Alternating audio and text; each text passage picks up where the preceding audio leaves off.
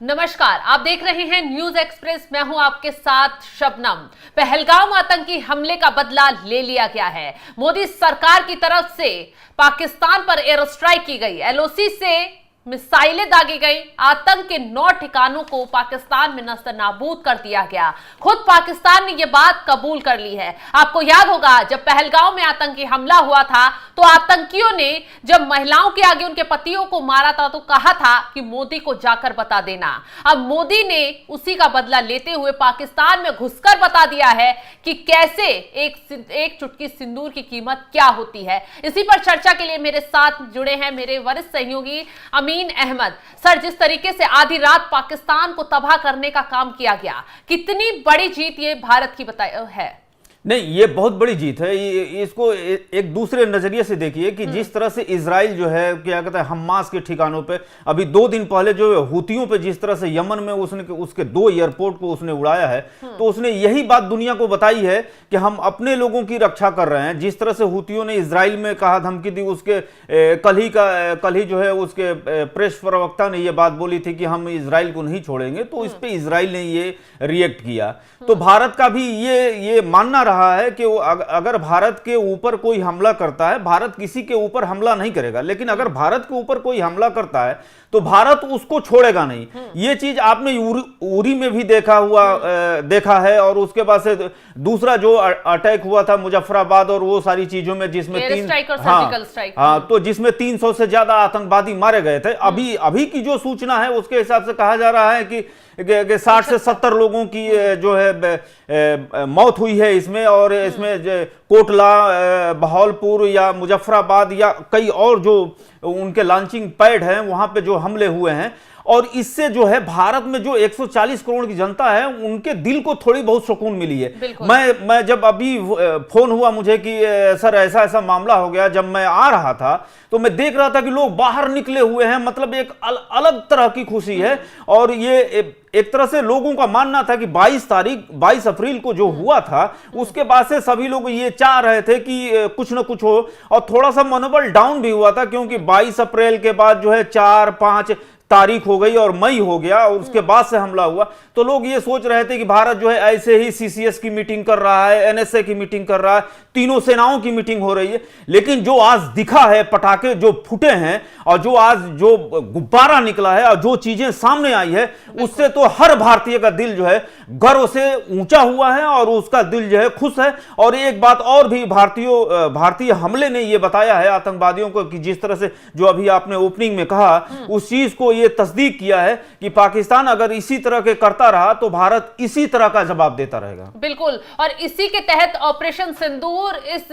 Operation को नाम दिया गया है। और एक बड़ी खबर यह भी सामने आ रही है कि पाकिस्तान की जो फाइटर जेट है F-16 और 17 को वहां मार गिराया है। भारतीय सेना ने अपने एयर सिस्टम से यह बड़ा हमला पाकिस्तान में किया है और पाकिस्तान में इस वक्त कहा जा रहा है कि बहुत ज्यादा तबाही मच गई है। वहां आप तस्वीरें देख सकते हैं कि लोग सड़कों पर निकल आए हैं। जिस तरीके से मिसाइलें दागी गई, सीधे जैश-ए-मोहम्मद के ठिकानों को निशाना बनाया गया और खुफिया एजेंसी रॉ के जरिए उन ठिकानों को चिन्हित किया गया था। बड़ी खबर यही आ रही है कि कैसे पता लगा कि उन ठिकानों पर आतंकी छिपे थे, कैसे आपने पूरी रैकी की? तो खुफिया एजेंसी के जरिए रैकी की गई कि किन ठिकानों पर आतंकी पनाह लेकर रह रहे हैं। इनमें मदरसों को भी निशाना बनाया गया है, कुछ मस्जिदें भी हैं जहां पर ये आतंकी छुपे हुए थे और जो है ये अपने गोला बारूद बम इकट्ठा कर रह रहे थे। और इसी के साथ अब शहबाज शरीफ जो है वो लगातार भारत को धमकी देने पर उतर आए हैं और कह रहे हैं कि जबरदस्ती युद्ध को थोपा गया है और इसका बदला हम लेकर रहेंगे। तो सर, जिस तरीके से पाकिस्तान पर वार तो कर दिया गया, लेकिन पाकिस्तान भी अब हमले की धमकी लगातार भारत को दे रहा है।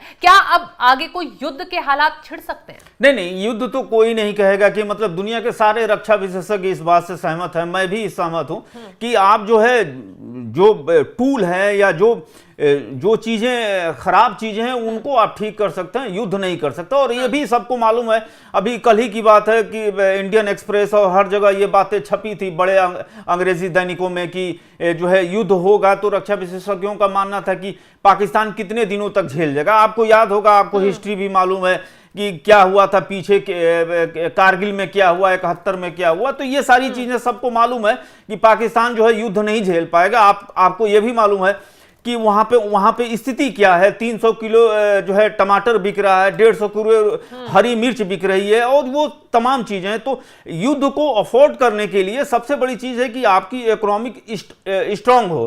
भारत का जो जीडीपी का जो रेशियो है वो 6 पॉइंट्स पे है, और पाकिस्तान का रेशियो आप देख लीजिए कि 3-4 पे और इस पे घूम रहा है। वहां पे कोई उद्योग लगाना नहीं चाहता। दूसरी चीज जो है, वो जहां भी जाते हैं अपना कटोरा लेकर, वो एक मशहूर हो गया है कि पाकिस्तान जहां भी जाता है वहां का जो है प्रधानमंत्री, राष्ट्रपति या जो है वहां का किंग जो है पहले से डरा रहता है कि ये जो है मांगने के लिए ही आया है। जबकि दूसरे देश के राष्ट्राध्यक्ष जाते हैं तो उनका नजरिया ये होता है कि जो बाइलेटरल सीरीज होगी उसमें बातचीत होगी, हम एक दूसरे को क्या दे सकते हैं, क्या ले सकते हैं। पाकिस्तान के पास यही है कि वो क्या ले सकता है। तो उस चीजों से ये सारी चीजें मालूम है। IMF ने कितनी शर्तें लगाई हैं, क्या पोजीशन है, कुल मिलाजुला के वो ये है कि जो मुल्ला मुनीर है वो उसका बस एक ही काम है कि वो किस तरह से पाकिस्तान के जितने जर्नैल हुए हैं ये अपनी स्थिति सुधार रहे थे। दूसरी चीज सॉरी कि जो है 2 दिन पहले रिटायर होने से पहले इनको जो है पाक सेना का अध्यक्ष बनाया गया। तो सोच रहे थे कि कुछ हम भी ऐसा कर लें जिससे हमारा इतिहास में नाम। अचानक से वो एक दिन NRI की मीटिंग में जाते हैं और वहां पे कहते हैं कि हम जो है इस्लाम के नाम पे हम लोग बने हैं, अब भारत जो है हिंदू राष्ट्र के नाम पे बना है, वो बरगलाने की कोशिश ये दुनिया जानती है। तो वहां पाकिस्तान में कोई ऐसी नहीं है कि वो कुछ कर पाए। अगर वो कुछ करते भी हैं तो भारत के पास इतना क्षमता है कि वो उन्हें रोक सकता है। बिल्कुल, तो पाकिस्तान इस स्थिति में इस वक्त नहीं है कि वो भारत के साथ युद्ध लड़े। फिलहाल गीदड़ भभकी तो लगातार दी जा रही है, और वो आज से नहीं, जब से पहलगाम आतंकी हमले के बाद भारत में बैठ के चल रही थी, मोदी शाह मोर्चा संभाले हुए थे, तभी से पाकिस्तान में खलबली थी। और लगातार कभी पाकिस्तान के मंत्री आसिफ ख्वाजा धमकी देते हुए नजर आते थे, कभी असीम मुनीर आंख दिखाते हुए नजर आते थे, कभी शहबाज शरीफ, और एक बार फिर ये लोग एक्टिव हो गए हैं, भारत को लगातार धमकी दे रहे हैं। हालांकि इन खोखली धमकियों से कुछ होने वाला नहीं है, क्योंकि ये नया भारत है, घर में घुसेगा भी और मारेगा भी, और ये एक बार फिर मोदी सरकार ने कर दिखाया है। फिलहाल तमाम खबरों की अपडेट हम आप तक पहुंचाते रहेंगे। आप जुड़े रहिए न्यूज एक्सप्रेस के साथ। नमस्कार।